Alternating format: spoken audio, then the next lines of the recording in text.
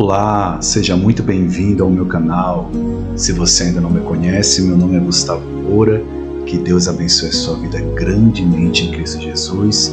E hoje, nesta manhã, eu quero trazer uma palavra de Deus para o seu coração, que eu tenho certeza que vai falar com você tremendamente.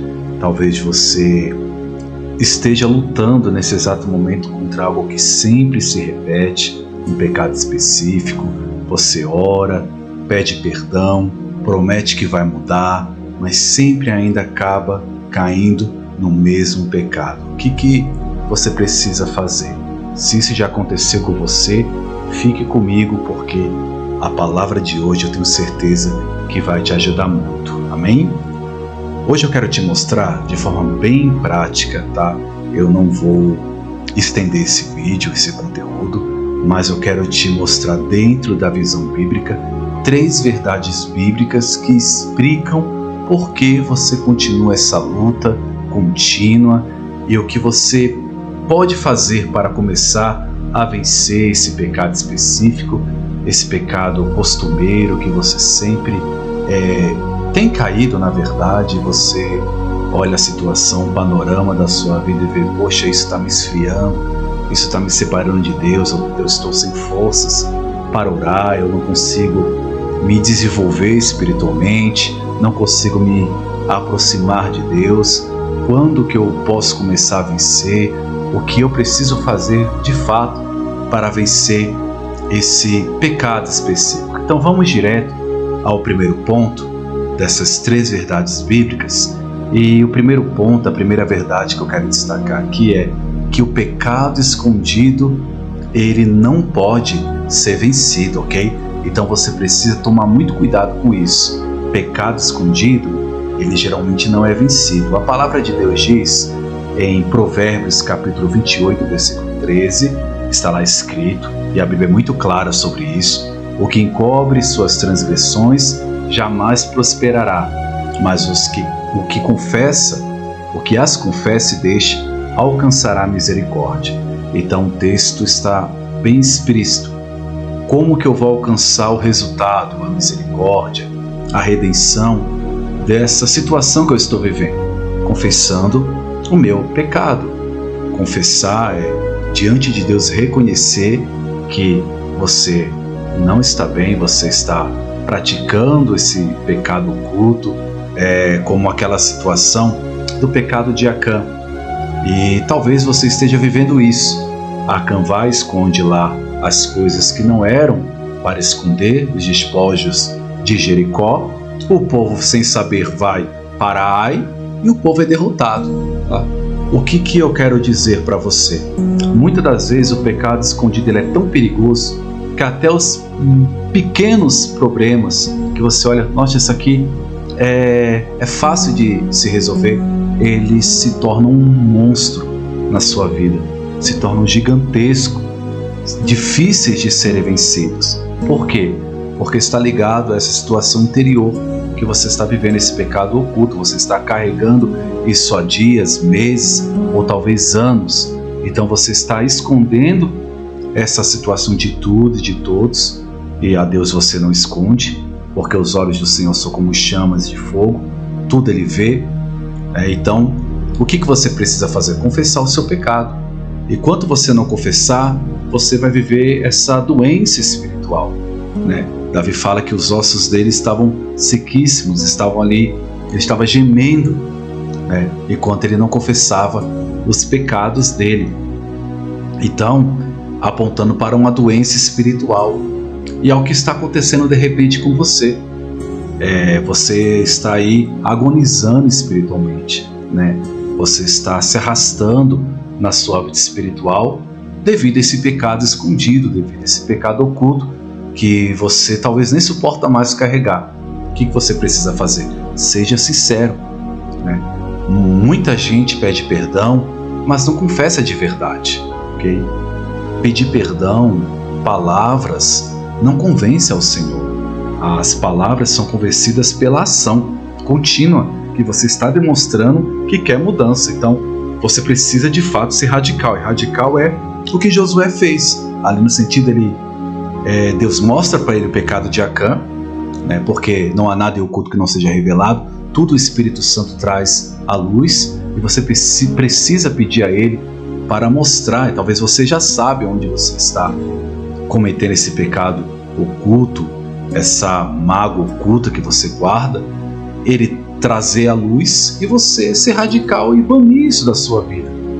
É o que Josué fez, ali matando Acã, ali no sentido que você precisa matar, né? Tirar, banir esse pecado da sua vida, ou seja, você precisa decidir mudar. Enquanto esse pecado ficar escondido, ele continua tendo força. Ele só vai ter força, continuar tendo força, enquanto você alimentar ele. E como que eu estou alimentando ele? Escondendo, carregando essa culpa, esse medo, esse receio, esse sentimento penoso de culpa que eu preciso me livrar. Enquanto você fica escondendo, né, esse pecado fica escondido, ele continua aí prosperando na sua vida, enfraquece a vida espiritual, você não tem forças para orar. Então, o que você precisa fazer? A receita está aqui em Provérbios. Você quer prosperar? Não é prosperar de dinheiro, não. Tem muita gente que fala hoje, atrelando o cristianismo a dinheiro. Não, é prosperando como um cristão, sendo uma mulher melhor, um homem melhor, prosperando espiritualmente. O que você precisa fazer para desenvolver o seu relacionamento com Deus? Confessar o seu pecado. Nós precisamos confessar nossas transgressões, nossos erros, e não deixar isso crescer como uma raiz. Precisamos cortar essa raiz e agora, já está muito tempo aí. Então você quer alcançar misericórdia, você quer prosperar, você quer começar a deslanchar espiritualmente, a chegar a um nível espiritual de mais intimidade, de mais oração. Você precisa ser sincero com Deus, dobrar seus joelhos, se humilhar e confessar os seus erros, liberar perdão, fazer o que precisa ser necessário para que você veja que Deus quer te perdoar. Essa é a intenção dele, mas isso está impedindo dele agir na sua vida. Então faça isso, confesse o seu pecado e você vai ver o resultado tremendo de Deus na sua vida. Segundo ponto que eu quero destacar com vocês é: sem disciplina espiritual, a queda se repete, tá? E disciplina espiritual é simplesmente você manter uma vida não apenas constante, mas consistente com Deus. Uma vida legítima, um cristão autêntico. A Bíblia diz em Gálatas, capítulo 5, versículo 16: andai no Espírito e jamais satisfareis a concupiscência da carne. Então você tem essa guerra, tá? O lado espiritual e o lado carnal. Vence o qual você alimenta mais, o qual você dá mais atenção, mais foco. Então andar no Espírito, aqui andar é caminho, andar é questão de ação. Muita gente hoje tem errado porque está se isentando na sua responsabilidade, tá? E santidade é responsabilidade pessoal, ok? Então muitas das vezes eu tenho aquela ideia: eu sou salvo em Cristo, eu não preciso fazer nada. Não, a salvação é evidenciada pela vida em santidade. Não sei se você sabe disso, está sabendo agora. O que evidencia a vida de um salvo? A prática da santidade, uma vida santa, uma vida piedosa. Não é nunca pecar. Pecado na vida de um santo é acidente, não um hábito, tá? Muita gente confunde isso aqui. Viver no pecado é uma coisa, pecar aqui ou outro por um acidente é outra situação. Então, a vida, para você evitar a vida de pecado, a desobediência, viver sempre pecando, você deve sim andar com Deus. Quanto mais eu me aproximo de Deus, eu me torno um homem mais espiritual, uma mulher mais espiritual. E como eu me aproximo de Deus? Me consagrando, jejuando, praticando os meios da graça que o Senhor nos deu, lendo a palavra, não apenas lendo, mas meditando, praticando, observando os princípios bíblicos, vivendo uma vida piedosa, praticando a justiça. A nossa justiça não passa de trapo de imundícia, é verdade, mas a justiça de Deus há um coração que agora é regenerado, então o que nós chamamos de boas obras. E é necessário mantermos as boas obras, não para sermos salvos. Repito, a salvação é um dom de Deus, aplica-se do céu para a terra, não depende do homem, depende do homem, tá? Mas a santificação, as nossas boas obras, parte de um coração regenerado, parte de um coração que foi transformado, um coração arrependido. Então Jesus evidenciou isso, ele falou isso. O que vai evidenciar que vocês são cristãos autênticos, é os frutos de justiça, é a vida como vocês levam, é o comportamento, é como vocês vivem, dando a César o que é de César, o seu proceder, a maneira de cultuar, a maneira de falar, a maneira de dar esmola, a maneira de viver. Então tudo isso abrange uma vida piedosa, uma vida límpida. E para isso acontecer, tudo isso é andar no Espírito. As pessoas pensam, andar no Espírito é 24 horas, viver orando.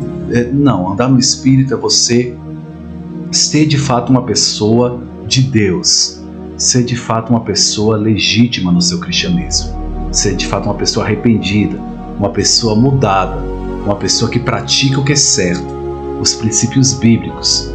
Você, desde acordar até o anoitecer, quando você vai dormir, você procurar fazer aquilo que agrada a Deus, você ter boas escolhas, você discernir o que é certo, o que é errado, você ter um procedimento que agrade a Deus. Então, sem disciplina espiritual, você vai viver no pecado. A queda sempre vai se repetir. Por quê? Porque você não tem uma blindagem espiritual, você não tem uma escama, uma camada. Você está vivendo uma vida superficial. E para ter essa vida espiritual, repito, é debaixo de constante oração. Andar no Espírito é alimentar, é transbordar do Espírito mesmo, é você orar, é você ler a palavra de Deus, é você fazer suas confissões, é você viver uma vida vigilante, sendo sóbrio, discernir o que está acontecendo à sua volta. Então, andar no Espírito é extremamente importante. A disciplina espiritual é extremamente importante. Sem oração, sem palavra, você não vive, o cristão não vive, você não respira uma vida espiritual, você não tem saúde, você não cresce. Pode ter certeza, você não vai conseguir vencer esse pecado costumeiro, esse pecado habitual, sem uma vida espiritual ali consistente, uma vida espiritual saudável, ok? Então esse é o segundo ponto, mantenha a sua disciplina espiritual. E o terceiro e último ponto é obediência prática. Obediência na prática traz a mudança, tá? Então tenha de fato uma vida em obediência, constante obediência à palavra de Deus. Tiago, capítulo 1, versículo 22 diz: a Bíblia não nos chama apenas para ouvir, mas ele diz: tornai-vos praticantes da palavra e não somente ouvintes, tá? Não apenas ouçam. Jesus fala que a palavra que vem ao coração e prospera, dá 30, 60, 100, é aquela que ouve, absorve e expande, ou seja, a prática. Você começa a viver aquilo que chega ao seu conhecimento. E isso que é libertador, tá? Não adianta você apenas ouvir e estar construindo a sua casa, a sua vida espiritual, que Jesus quis dizer claramente sobre isso, sobre areia. Não tem alimento sólido, não tem uma vida sólida. Você está dando socos ao vento, essa é a verdade, sem uma prática constante da palavra de Deus. Então você tem que ouvir, crer e praticar, tá? Essa é a regra básica para que você tenha uma vida transformadora. Ouça, creia e pratique. Ouça a palavra de Deus, creia nela, porque ela que nos liberta, que nos transforma, nós precisamos somente dela, ok? É a revelação de Deus, o ápice da revelação para nossas vidas. Creia, ouça, creia e pratique. Isso engloba a obediência. Eu ouço, eu creio e eu pratico. Não é apenas eu ouvir, mas você deve ser aquele operante praticante. Constantemente você está ali vivendo a palavra que é viva e eficaz, tá? A palavra não é morta, ou seja, ela está em constante movimento, ela está se movimentando, agindo, fazendo a gente ser liberto, transformado, quebrando cadeias. Então, se você quer quebrar as cadeias desse pecado de contínuo, esse pecado habitual, esse pecado que é de estimação, tá? Que você já domesticou ele, você precisa obedecer a palavra de Deus, tá? Então, confesse esse pecado, vença ele através das disciplinas espirituais, consagre-se, ore e obedeça. Tenha uma vida bíblica em obediência à palavra de Deus. Sendo honesto com você, se você fizer isso vai te aproximar de Deus de uma forma extraordinária. Então separe um momento com Deus. Eu costumo dizer que o pilar principal que sustenta todos os outros pilares da nossa vida é o pilar espiritual. Cresça ele e você vai ver naturalmente as outras coisas se encaixando, essa engrenagem funcionando da sua vida perfeitamente. Então foque no mais importante, o interior, a sua vida com Deus. Se você não foca com a sua vida com Deus, tudo tende a fracassar. Então foque na sua vida com Deus. Buscai a Deus e vivei. Fazendo isso, você vai ver que as coisas vão deslanchar. Pode ter certeza, as coisas vão fluir. Você vai começar a lidar com o pecado de uma maneira diferente. Ele vai perder o brilho, ele vai perder o sabor. Até esse pecado de costume, ele vai perder força, porque você está se fortalecendo no Senhor, a sua vida espiritual, ok? Vamos orar neste momento. Eu quero apresentar a Deus a sua vida, o seu dia, a sua manhã. Eu tenho certeza que o Senhor tem algo para fazer na sua vida. Feche os teus olhos se você puder. Se não puder, fique em espírito. Eu tenho certeza que Deus vai visitar você pelo seu Espírito Santo neste momento. Oremos. Senhor, em nome de Jesus, eu quero neste momento apresentar a vida desse homem, dessa mulher, Pai, que neste exato momento está lutando contra o pecado há dias, meses, anos, e ela diz, eu não vou conseguir, eu já tentei de tudo, eu oro, eu faço o que está ao meu alcance, mas tudo parece em vão, tudo parece inútil, e o pior de tudo isso, parece, Senhor, que o Senhor não me ouve, o Senhor me abandonou, o céu está em silêncio, eu estou pensando em parar, em desistir, mas eu quero te dizer em Cristo Jesus, o Senhor não abandona aqueles que sinceramente buscam a Ele, se quebrantam, se humilham.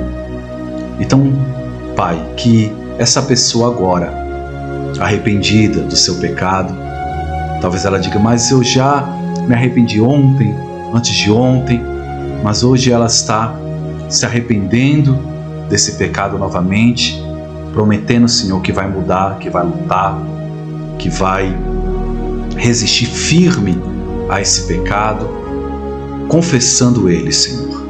Isso é libertador, isso é essencial.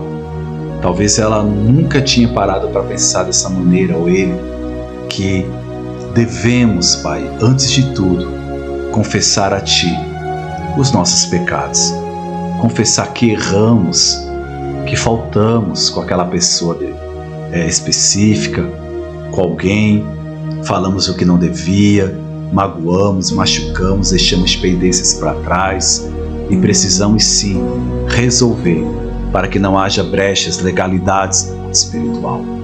Então, Senhor, perdoa agora essa pessoa que está arrependida, e não somente arrependida, mas que está confessando esse pecado.